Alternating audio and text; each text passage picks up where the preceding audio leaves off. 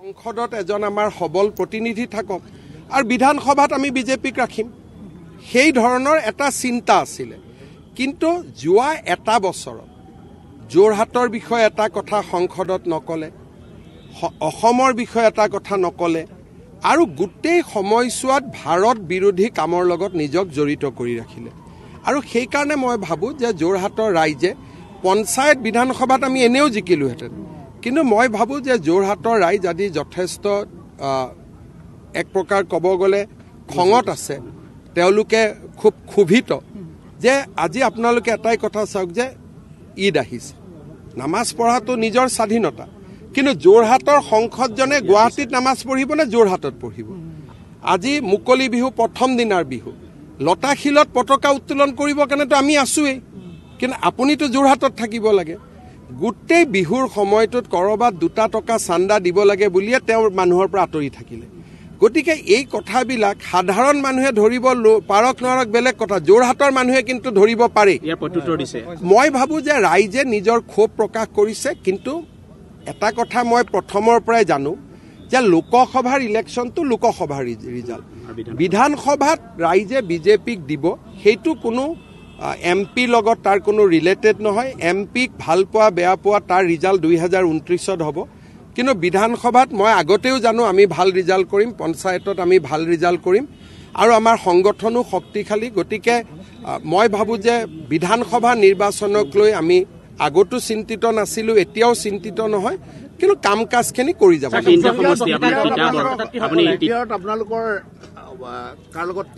বিটিআৰত আমাৰ নিৰ্বাচনৰ আগতে কাৰো লগত মিত্ৰতা নহয় নিৰ্বাচনৰ পিছত ডেফিনেটলি মিত্ৰতা হ'ব আমাৰ সভাপতিয়ে ঠিক কৰিব আমি 24-25টা সিটত আমি বিটিআৰত প্ৰতিদ্বন্দ্বিতা কৰিম গৌৰৱ গগৈৰ কথাটো যে তেওঁ কৈছে আপুনি বাৰম্বাৰ আপুনি শেষ পৰ্যায়লৈ কৈছে আপুনি তেওঁ কিন্তু 3খন প্ৰেছ মিট দিলে নেক টু নেক দিলে যি কৈছে যে তেওঁ আপোনাৰ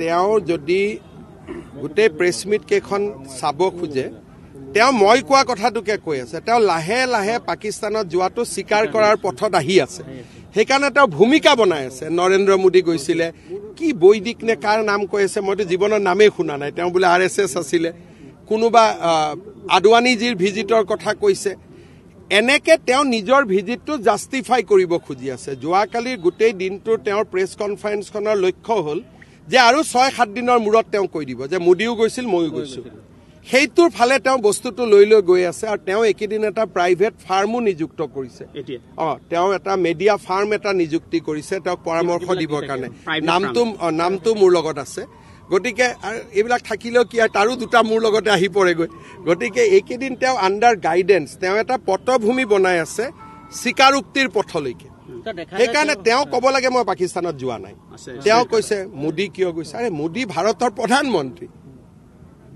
আজি অহাকালি যদি ভাৰত পাকিস্তান শীৰ্ষ সন্মিলন হয় পাকিস্তানৰ প্ৰধানমন্ত্ৰী দিল্লীত আহিব নহলে ভাৰতৰ প্ৰধানমন্ত্ৰী ইছলামাবাদত যাব কিন্তু লগত ভাৰতৰ বৈদেশিক পৰিক্ৰমা মানুহ থাকিব ৰৰ মানুহ থাকিব IB থাকিব পুৰা প্লেন মানুহ যাব যি কথা পাতিব প্ৰত্যেকটো কথা ৰেকৰ্ডিং হ'ব কিন্তু এখেত কাৰ নিমন্ত্ৰণত গ'ল এখেতে কাক জনাই থৈ গ'ল সেইখিনিতো কোনেও নাজানে আৰু মই আজি আপোনালোকক এটা কথা কৈছো তেওঁ যি ধৰণে গৈছিল আৰু য'ত গৈছিল অত্যন্ত ঘৃণনীয় আৰু নিন্দনীয় মই ৰেডি হৈ আছো অত্যন্ত ঘৃণনীয় আৰু নিন্দনীয় জাগাত তেওঁ গৈছিল যিখিনি কথা এতিয়া কৈ আছে মানে মই ক'লো নহয় যে মোদী ডাঙৰীয়া য'ত গৈছিল ৰাষ্ট্ৰৰ কামত গৈছিল তেওঁ য'ত গৈছিলে পাকিস্তানৰ কামত গৈছিল ঘৃণনীয় নিন্দনীয় আৰু তেওঁ লোকসভাত যিবিলাক প্ৰশ্ন তাৰ পিছত কৰিছিলে আপোনালোকে শুনিলে আপোনালোকৰ গাৰ নোম শিয়ৰি যাব তেওঁ ৰাফেলৰ বিৰোধিতা কৰিছিল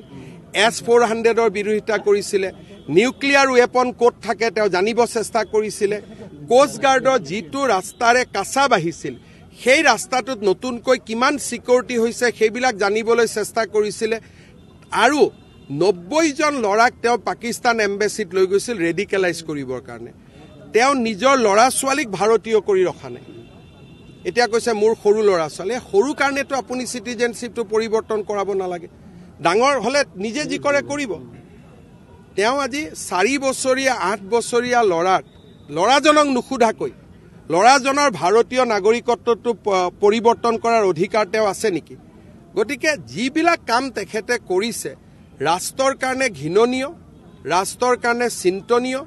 আৰু মইতো নিশ্চিত যে 10 ছেপ্টেম্বৰত এই ঘটনাবোৰ দিয়াৰ পিছত তেওঁৰ পৰিবাৰৰ পাছপোৰ্ট কেঞ্চেলো হ'ব আৰু বহুত কিবা কিবি একশ্যন হ'ব। কাৰণ এই ভদ্ৰ মহিলাগৰাকীয়ে ভাৰত আৰু পাকিস্তানৰ মাজতে 19 বাৰ অহা যোৱা কৰিছে সেই সময়ত 19 টাইমছ, আৰু মেক্সিমাম খোজকাঢ়ি আৰু নহ'লে নেপালেদি, মানে চিধাকৈ দিল্লীত প্লেনত উঠিব লাগে, কোনো দিনে চিধাকৈ নাযায়, হয় আটাৰী বৰ্ডাৰ দি খোজকাঢ়ি নহ'লে ভায়া নেপাল।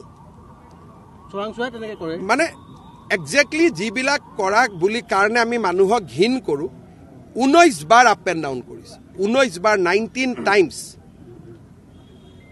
এইটোতো অকল গৌৰৱ গগৈৰে নহয়, তেওঁৰ ঘৰৰ পত্নী বা যি আছিল 19 টাইমছ ইণ্ডিয়া পাকিস্তানৰ মাজত কোনে অহা যোৱা কৰিছে আজিলৈকে।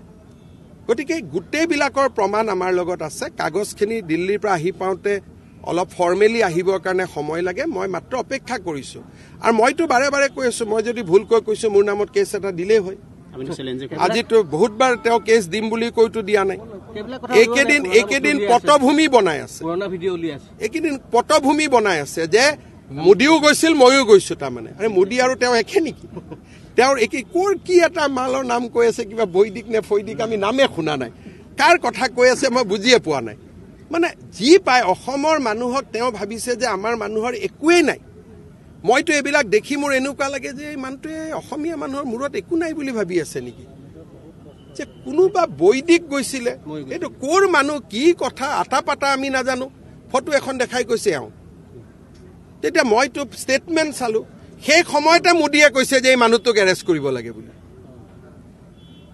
In that point of time, সেই সময়তে। গতিকে এই গোটেই কথাবিলাক তেওঁ বেলেগৰ কথা, নৰেন্দ্ৰ মোদী কিয় গৈছিল, আদৱানীজী কিয় গৈছিল, আদৱানীজী তাত মন্দিৰ এটাৰ উদ্ঘাটন আছিলে, সেই মন্দিৰটোৰ উদ্ঘাটনৰ কাৰণে গৈছিল, এইটোতো সকলোৱে জানে। আৰু আদৱানীজী ঘূৰি অহাৰ পিছতো ভাৰতীয় জনতা পাৰ্টীয়ে আদৱানীজীৰ পাকিস্তান ভ্ৰমণক কি ধৰণে মন্তব্য কৰিছিল এইবোৰতো অন ৰেকৰ্ড আছে। গতিকে আমি কেতিয়াও আমাৰ কথা দি তেওঁ নিজৰ ভ্ৰমণটো জাষ্টিফাই কৰিব নোৱাৰে। আমি এইবিলাকৰ ওপৰত। এতিয়া মোক কৈছে বাংলাদেশ কিয় গৈছে? আৰে বাংলাদেশ আমাৰ মৈত্ৰী ৰাষ্ট্ৰ আছিল, নুমলীগড়ৰ তেল আমি বাংলাদেশত বিক্ৰী কৰোঁ, আজিও পাইপলাইন গৈছে। আৰু মই লুকাই যোৱা নাই নহয়, মই সোণোৱাল ডাঙৰীয়াৰ অনুমতি লৈ গৈছোঁ, পাৰ্মিশ্যন লৈ গৈছোঁ, তেওঁ মোক এডভান্টেজ আছামোহানত পঠাইছে, আৰু এইখন আমাৰ বন্ধু ৰাষ্ট্ৰ আছিলে। এতিয়া যদি মোক কালি কয়, কালি পৰহি ধৰক ভূটান আমাৰ কিবা কাৰণত শত্ৰু হৈ গ'ল, আজি মই ভূটানত কিয় গৈছোঁ বুলি প্ৰশ্নটো হ'ব পাৰে নেকি? আজিতো ভূটান মৈত্ৰী ৰাষ্ট্ৰ। গতিকে তেওঁ কোনোবা এটা প্ৰাইভেট ফাৰ্মক লগত লৈ এই জবাব প্ৰশ্ন দি আছে, আৰু সেইবিলাকে তেওঁক আৰু কষ্ট দিব। কাৰণ মানুহে মোদীক তুলনা কৰাটো ভাল নাপায়। মোদীৰ সমালোচনাৰ বহুত ওপৰত গুচি গ'ল। নৰেন্দ্ৰ মোদী আৰু গৌৰৱ গগৈ তুলনা নহয়। তেওঁ এইবিলাক কৰি কৰি নিজক নিজে আৰু বেছি ভালনাৰেবল কৰি গৈ আছে। আভ্যন্তৰীণ নিৰাপত্তা যিটো বাংলাদেশ, যিহেতু এতিয়া এই বিষয়টো লৈ কালি নিশ্চয় চাওক, বাংলাদেশক লৈ আমি চিন্তিত যে সন্ত্ৰাসবাদ আকৌ হ'ব পাৰে বুলি। কিন্তু বৰ্তমান আমাৰ যিটো ৰাষ্ট্ৰৰ যিটো স্থিতি, যে তাৰ পৰা যদি সন্ত্ৰাসবাদ আহে ঘটনা তাতো ঘটিব। সেইকাৰণে মই ভাবোঁ যে আমি মোদীজীৰ এই নীতিৰ কাৰণে আমি বহুত পৰিমাণে নিৰাপদ। আপুনি যোৰহাটৰ পৰা খেলিব নেকি নিৰ্বাচন? চাওক, নিৰ্বাচন খেলা নেখেলা ক'ত খেলিব এইজন মানুহে জানিব, এইজনেহে জানিব, দিলীপ শইকীয়া ডাঙৰীয়া। মই এটাই কথা কৈছোঁ, মোৰ এটা নিজৰ সমষ্টি আছে। এজন মানুহে দুটা সমষ্টিত খেলে নে নেখেলে এইটো পাৰ্টীয়ে ঠিক কৰিব, নাড্ডাজীয়ে ঠিক কৰিব। কিন্তু যোৰহাটৰ কাৰণে মই সদায় আছোঁ, আৰু যোৰহাটত বহুত কাম আজিও আপোনালোকে দেখিছে যে কনচাৰ্ট ইকনমি, আমি কনচাৰ্ট আনিব খুজিছোঁ। মই 3খন জেগাৰ নামে কৈছোঁ, গুৱাহাটী, ডিব্ৰুগড়, যোৰহাট। গতিকে যোৰহাটৰ কামৰ কাৰণে আমি সকলো সদায় আছোঁ, আৰু যোৰহাটৰ ৰাইজে অলপো চিন্তা কৰিব নালাগে। বিজেপিৰ চৰকাৰ মানে যোৰহাটৰ ৰাইজৰ চৰকাৰ। আৰে ঠিক আছে, অসমীয়াত ক'লো আৰু হিন্দীত